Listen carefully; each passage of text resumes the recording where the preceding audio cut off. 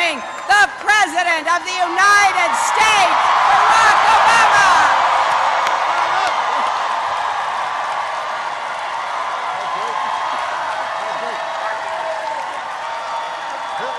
Hillary! Hillary! Hillary!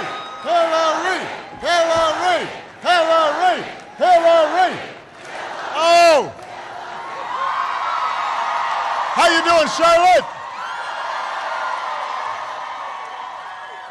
Are you fired up? You ready to go? Fired up. I'm fired up. Hillary got me fired up. She got me ready to do some work. So I hope everybody had a great 4th of July. I love you back. Now, first of all, let me just say, I like any excuse to come to North Carolina. I just like North Carolina. I love the people of North Carolina. I used to, when we used to campaign here, I used to say, even the people who aren't voting for me are nice. You know, that's not true everywhere. So you got great people here, and then you got great food. North Carolina's got some food. In fact, I will find some place to stop and get some food before I head back to D.C. I know y'all have recommendations. And no, I can't go to your house to get the food, although I'm sure you're an excellent cook. And then you've got great basketball. You've got great basketball. We all know that. We all know that. But I'm not going to get in between all the Tar Heel and Wolfpack and, yeah, Blue Devils. Deacons. I'm not going to get in all that. You just have great basketball in North Carolina. So I love an excuse to come to North Carolina. But I'm here for a simple reason. I'm glad to see our outstanding congressional delegation. You are lucky to have them.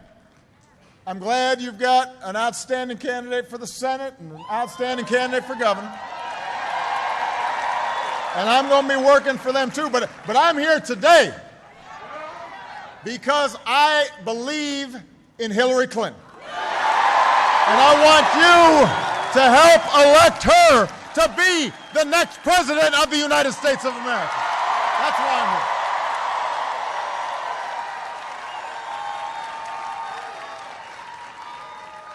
Now this is not Hillary.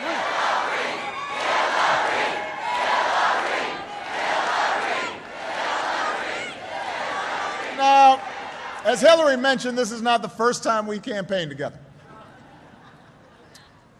We went up to New Hampshire after our primary in 2008. We went to Unity, New Hampshire, just in case people missed the point.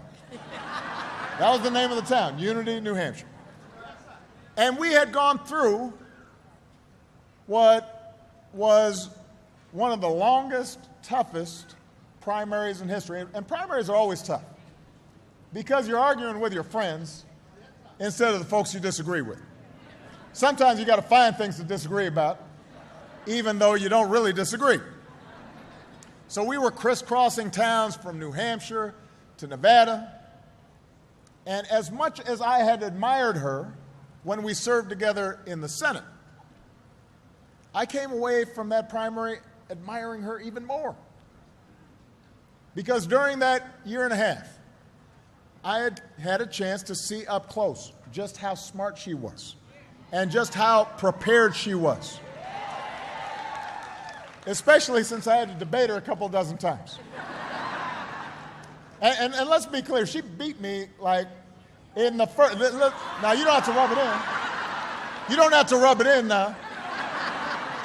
You know, she beat me, you know, at least the first half, and then I just barely could play her to a draw. I always had to be on my game because she knew every fact and she knew every detail. And then during those 18 months, I saw the passion that she feels for anybody who's experienced injustice, anybody who's faced discrimination, anybody who does everything right and still can't seem to get a fair shot, whether it was workers who had lost their jobs or kids unable to afford college. And you could tell it was personal to her because she had seen struggles in her own life. She had known challenges in her own life, and she could identify and empathize with people who were doing the right thing and wanted to make sure that they got a fair shake. And then during the primaries, again and again, I saw how even when things didn't go her way, she'd just stand up straighter and come back stronger. She didn't give up. She didn't pout. She just kept on going. She was the Energizer Bunny. She just kept on. And the bottom line is, she had to do everything I had to do, but she was like Ginger Rogers. She had to do it backwards in heels.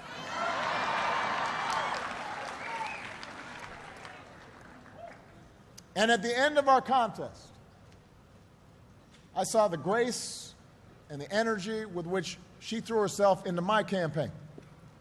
Not because she wasn't disappointed about the outcome of the primary, but because she knew there was something that was at stake that was bigger than either of us, and that was the direction of our country. And how are we going to make sure that all the people who are counting on us could see a better life? So we may have gone toe-to-toe from coast to coast, but we stood shoulder to shoulder for the ideals that we share. So maybe Hillary was surprised, but I wasn't surprised when I asked Hillary to represent our interests and our values around the world as America's Secretary of State. I knew she would do a great job. I knew she would perform. I knew the regard in which she was held in capitals all around the world. I knew that the minute she took that job, there was a stature and a seriousness that would immediately mend some of the challenges that we had had around the world during that time. Now, let me tell you, North Carolina, my faith in Hillary Clinton has always been rewarded. I have had a front row seat to her judgment and her toughness and her commitment to diplomacy. And I witnessed it in the Situation Room, where she argued in favor of the mission to get bin Laden. I saw how as a former senator from New York, she knew, she understood, because she had seen it, she had witnessed it, what this would mean for the thousands who had lost loved ones when the Twin Towers fell. I've benefited from her savvy and her skill in foreign capitals, where her pursuit of diplomacy led to new partnerships, opened up new nations to democracy, helped to reduce the nuclear threat. We've all witnessed the work she's done to advance the lives of women and girls around the globe. She has been working on this since she was a young woman, working at the Children's Defense Fund. She's not late to the game to this. She's been going door to door to make sure kids got a fair share, making sure kids with disabilities could get a quality education. She's been fighting those fights, and she's got the scars to prove it.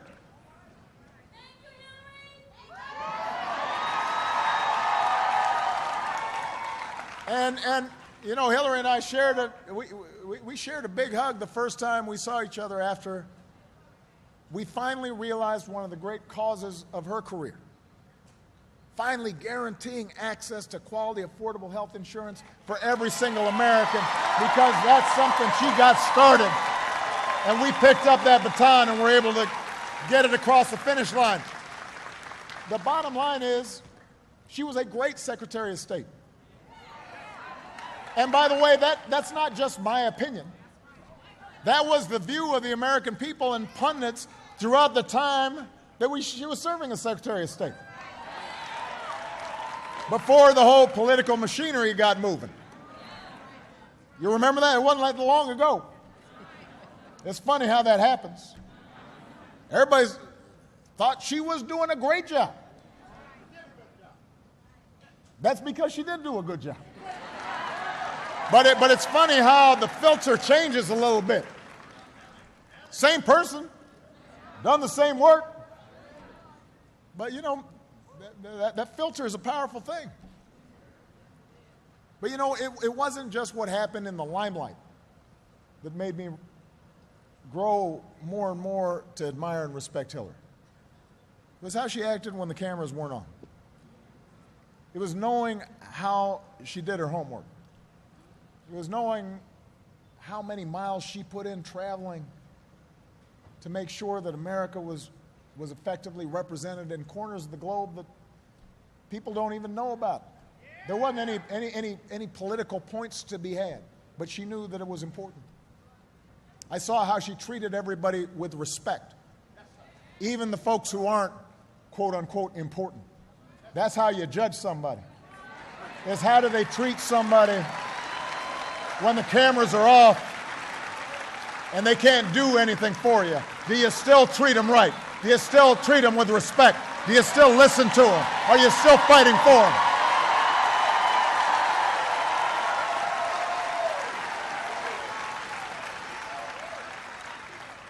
I saw how deeply she believes in the things she fights for. And I saw how you can count on her and how she won't waver and she won't back down and she will not quit, no matter how difficult the challenge and no matter how fierce the opposition. And if there's one thing I can tell you, Charlotte, is those things matter. Those things matter. I am here to tell you that the truth is nobody fully understands the challenges of the job of president until you've actually sat at that desk. Everybody's got an opinion, but nobody actually knows the job until you're sitting behind the desk.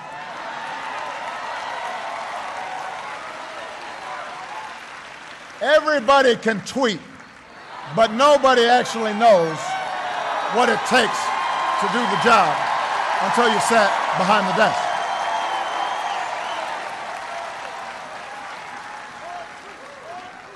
I mean, Sasha tweets, but she doesn't think that she's thereby should be sitting behind the desk. So you can't fully understand what it means to make life and death decisions until you've done it. That's the truth.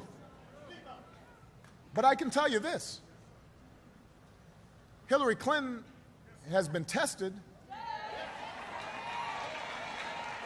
She has seen up close what's involved in making those decisions. She has participated in the meetings in which those decisions have been made. She's seen the consequences of things working well and things not working well.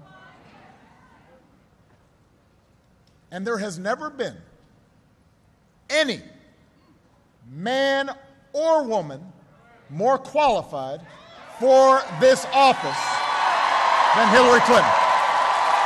Ever. And that's the truth. That's the truth.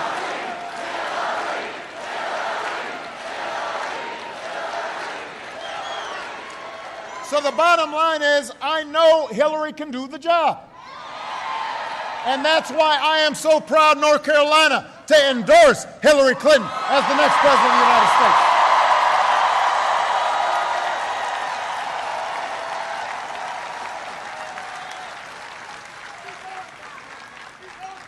Now, I recognize to some degree I'm preaching to the choir.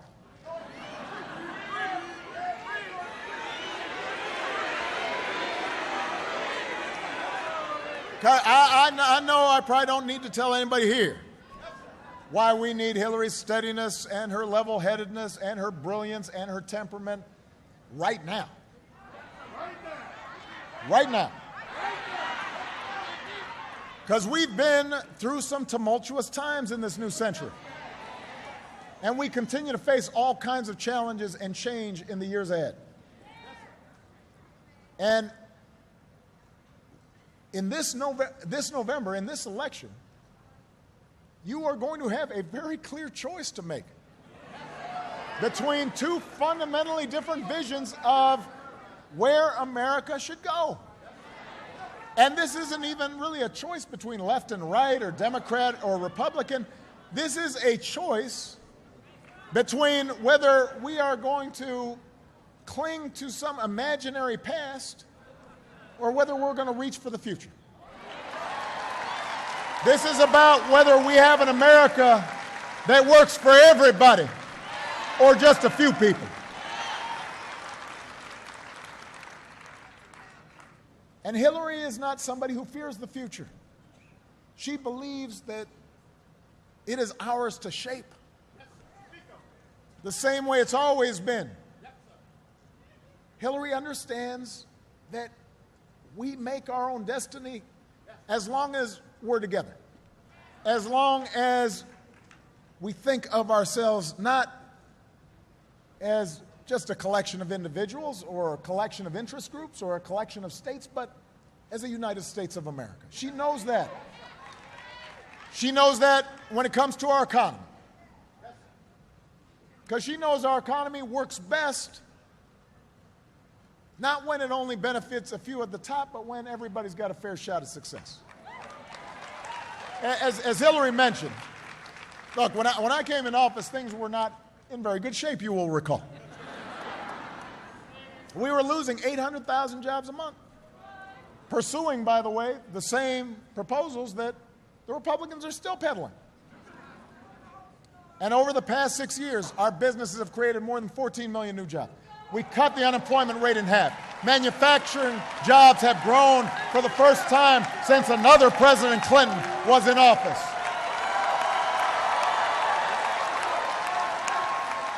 By the way,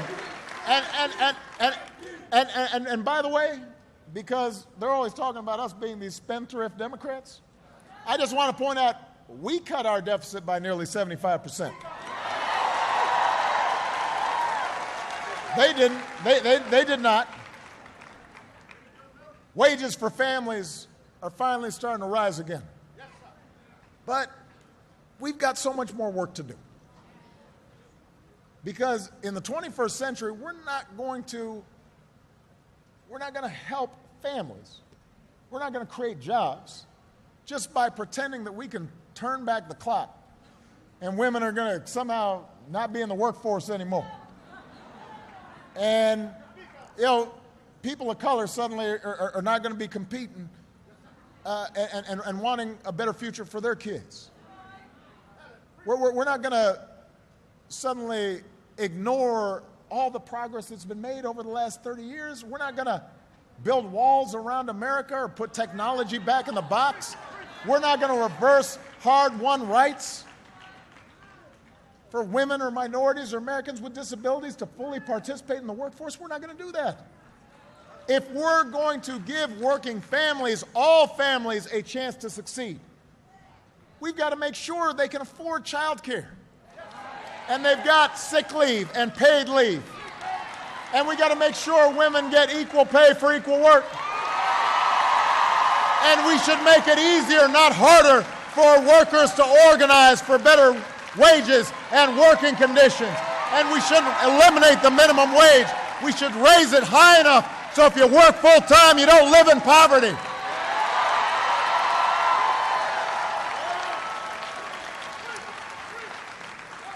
Each of these policies, the policies Hillary mentioned, would help working families feel more secure in today's economy. She's actually got a plan. It's actually paid for. You can actually look at it.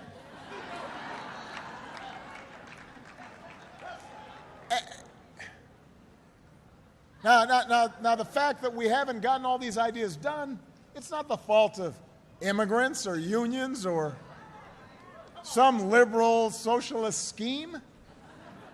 It's Very simple. Republicans in Congress and Republican governors have been blocking these ideas for the last 8 years. It's that simple.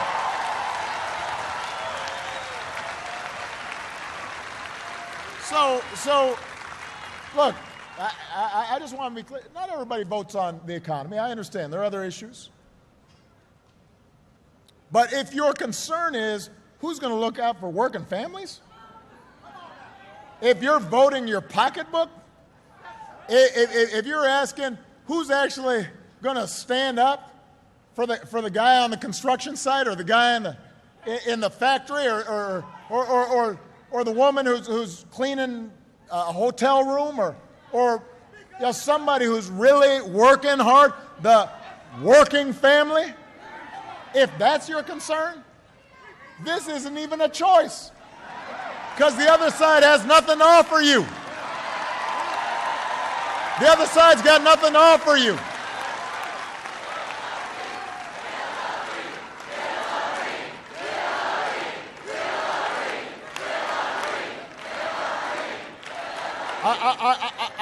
I'm going a little off script here, but I just want to repeat this.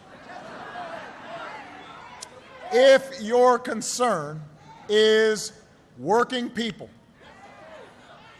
then this is not a choice. I don't care whether you're white, black, Hispanic, Native American, polka dot, male, female. I don't care.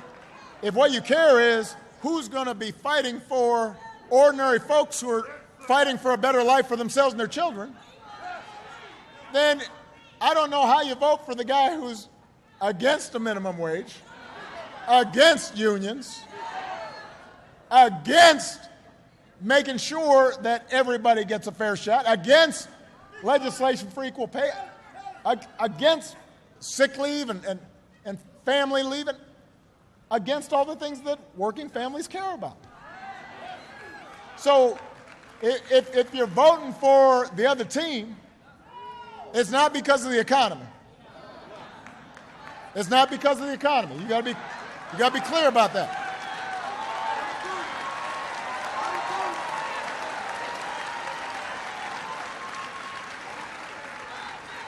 I mean, even the Republicans on the other side don't really know what the guy's talking about.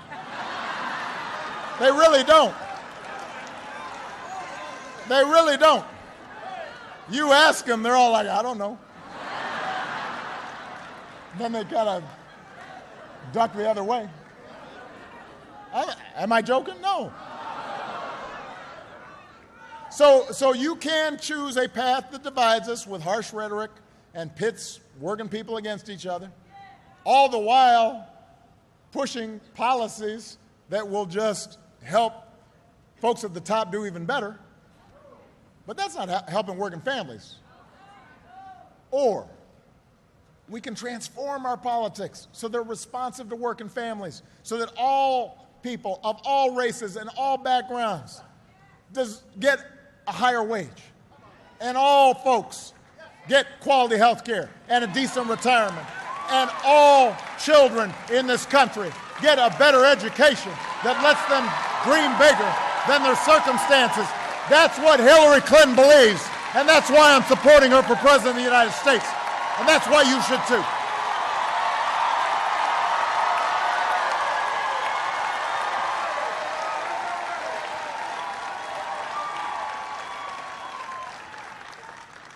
Now, to me, that in and of itself would be enough to make the choice. But we've got some other choices. You can go the path that denies climate change is real, or you can choose a path where American jobs and businesses lead the world to combat it. You know, over the last 7 years, we have doubled renewable energy in this country.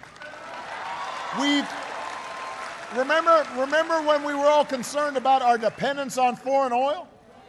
Well, let me tell you, we've cut the amount of oil we buy from other countries in half. Remember when the other team was promising they were going to get gas prices down in like 10 years? And we did it. Did it. So we've been able to shape an energy policy that's good for families, good for your pocketbook, and with Secretary Clinton's help, America ultimately led nearly 200 other nations to an agreement to save this planet for future generations. Maybe you don't care about this. Maybe you think 99% of scientists are wrong. Or you're welcome. But the point is, we're not done with this. So where we go from here is up to you. You can vote with the climate deniers who want to tear up the agreements we crafted and doom our kids to a more dangerous world, or you can vote to keep putting people back to work, building a cleaner energy future for all of us. That's part of what's at stake in this election. That's one of the reasons I'm supporting Hillary Clinton for president. You know, Hillary mentioned how we operate on the world stage. Now, let me just say, I know the other guys talks about making America great again. America's really great. And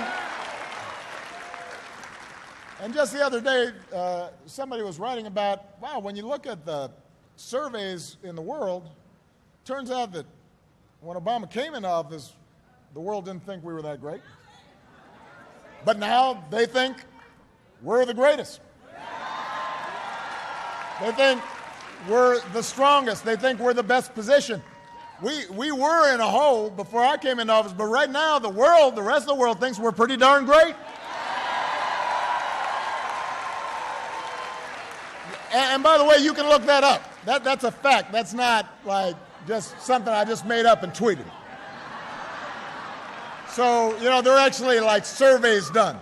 They poll people so you actually know what people think.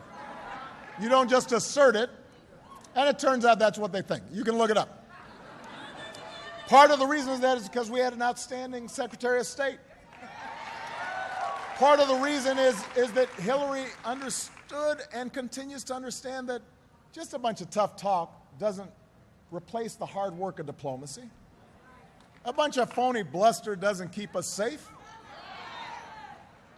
And she understands we can't retreat from a world that needs American leadership. That's why she offers a smarter approach that uses every element of American power to protect our people and to protect our allies. She is and will be a stateswoman who makes us proud around the world. She'll deploy diplomacy whenever possible, but she also knows what it takes to be a commander-in-chief, and I know she will never hesitate to use force when it is necessary to protect us. And she'll know how to mobilize the world around the causes that we believe in, that we know are right, and make sure other countries pull their own weight. That's strength. That's leadership. And that's why Hillary Clinton has to be the next president of the United States of America.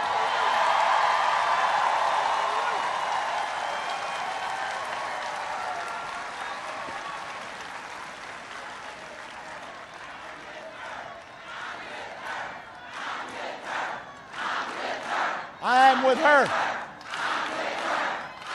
I'm with her. You know, part of the reason why we are here is because we all share the belief that this country only lives up to its potential when every single one of us get a chance to succeed. Black, white, Latino, Asian, Native American, young, old, rich, poor, Turkish American, gay, straight, male, female, all of us matter. All of us share the same creed. All of us pledge allegiance to the same flag. That doesn't mean we have to agree on everything. We all have different ideas and beliefs, and that's part of what makes America great. But I agree with Hillary that our democracy works best when there are basic bonds of trust between us, when we recognize that every voice matters. And the people who disagree with us most strongly love our country just as much as we do. You never heard Hillary Clinton demonize other people. You haven't heard her not be willing to engage in folks even when they disagree with her. You ask about folks in the Senate who were on the other side, they liked working with her. Even though some of them had done everything they could to tear her down. When she was First Lady, she still worked with her. And that brand of leadership is how we're going to get things done. That's how we can protect more of our kids from gun violence. After Newtown, the other side blocked any new gun safety reforms. After Orlando, they blocked any new gun safety reforms. They're not listening to 90% of the American people, Democrats and Republicans, who support background checks and making sure somebody who's on a no-fly list can't actually go out and purchase an automatic rifle. Hillary knows how to build coalitions. And she knows we can take smart steps that protect both of our rights and our kids so they can go to the movies or to church or to a nightclub or to school. And if you believe that too, then there's no choice here. You've got to vote for Hillary Clinton.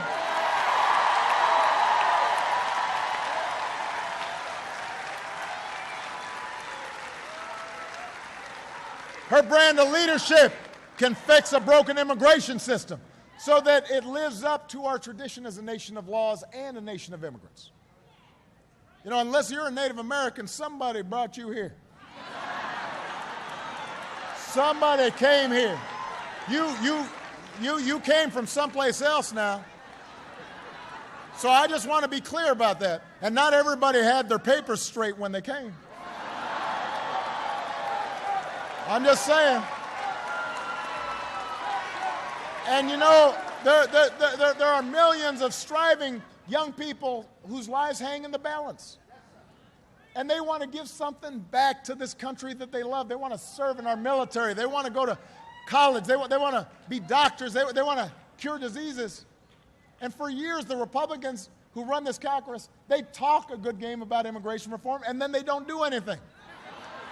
And now they've picked a nominee whose only plan is to build a higher wall. That's not a plan. No. Hold on a second. I was waiting for this opportunity. Don't boo. Vote. Don't boo. Vote. Booing doesn't help. You need to vote. But if you care about a smart immigration policy that controls our borders and makes sure that it's lawful, but also gives everybody opportunity, then this is your candidate. You've got to vote in this election. And you know what? If you don't think your vote matters, if you don't think the stakes are high enough, remember that just last month, the Supreme Court could not reach a decision involving immigration because Republicans in the Senate had refused to just do their job and just have the courtesy to meet with a nominee that even they admit is one of the most qualified ever to be nominated for a seat on the Supreme Court. Won't even give him a hearing. Won't even give him an up or down vote. They'd rather have their nominee for president choose his own justice to fill that seat. Don't boo. Got to vote. He wants nominated a justice who views the world he does. That's not a good thing. That's not what you want on the highest court of the land. The Supreme Court is no joke. The people who sit on that bench make monumental decisions that affect all of your rights. Our responsibilities and duties to each other as citizens affect every aspect of our daily lives. This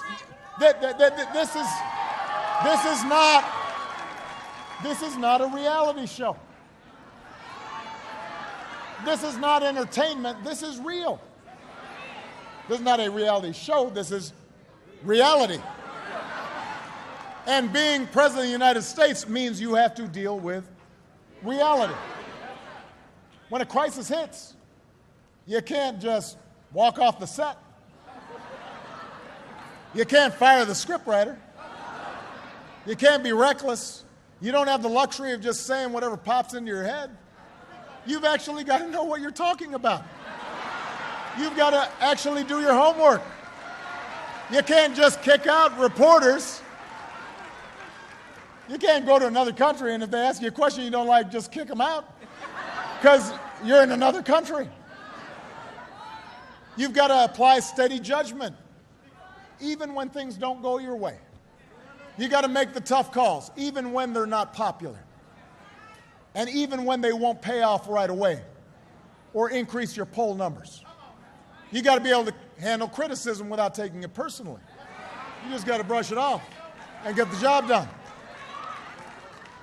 That's some of what I've learned while serving as your president. That's some of what Hillary's learned as a senator and as a Secretary of State. And that's why I'm voting for Hillary Clinton to be the next president of the United States. So let me, I know I've gone on too long. This is what happens. You haven't campaigned in a while, you start, just enjoying it too much. So let me just simplify this, and let me be blunt. I want to be blunt. Can I be blunt?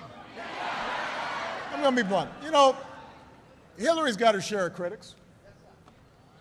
That's what happens when you're somebody who's actually in the arena. That's what happens when you fought for what you believe in. That's what happens when you dedicate yourself to public service over the course of a lifetime. And what sets Hillary apart from so many others is she never stopped caring. She never stopped trying. We're a young country, so we like new things. And I benefited from that culture, let's face it. When I came on the scene in 2008, everybody said, well, he's new. They don't say that now because I'm not. But sometimes we take somebody who's been in the trenches and fought the good fight and been steady for granted. Sometimes we act as if never having done something and not knowing what you're doing is a virtue. We don't do that, by the way, for airline pilots. We don't do that for surgeons. But somehow we think President of the United States, let's just get, I don't know, who's that guy? Come on. And so as a consequence, that means that sometimes Hillary doesn't get the credit she deserves. But the fact is Hillary is steady, and Hillary is true. And she's been in politics for the same reason I am. Because we can improve other people's lives by doing this work. And we don't care about the slings and arrows that are thrown at us. Because we know that's how real change and real progress happens. And that we, if we're willing to work hard, can finish, can bring about changes that make life better for some kid out there, some senior out there, somebody who's unemployed out there. And it may take more than a year. And sometimes it takes more than a term. And sometimes it takes more than one presidency or even one generation. And yeah, that's old-fashioned. I think she'll fess up to that. But we want people to believe that their government can work and that their president cares. And that every child in this country should have the same chance that this country gave us. Because we weren't born with a silver spoon. And we know that behind all the division and sometimes angry rhetoric of this election year and all the petty bickering and the point scoring and the punditry, the ordinary Americans are good. And they are generous. And they are hardworking. And they got an awful lot of common sense. And we share a certain set of common values and hopes and dreams. That's why I ran in 2008. And I believe in those values and those ideals more than ever. And I believe in you, the American people, more than ever. And I am more optimistic about our future than ever. And that's why my faith is stronger about the simple American ideal as old as our founding. The people who love their country can change it for the better. I have seen it happen. I have run my last campaign. And I couldn't be prouder of the things we've done together, but I'm ready to pass the baton. And I know that Hillary Clinton is going to take it. And I know she can run that race. The race to create good jobs and better schools and safer streets and a safer world. And that's why I'm fired up. And that's why I'm ready to go. And that's why I'm with her. And that's why I need you to work just as hard to make sure that Hillary Rodham Clinton is the next president of the United States of America. God bless you, North Carolina. God bless.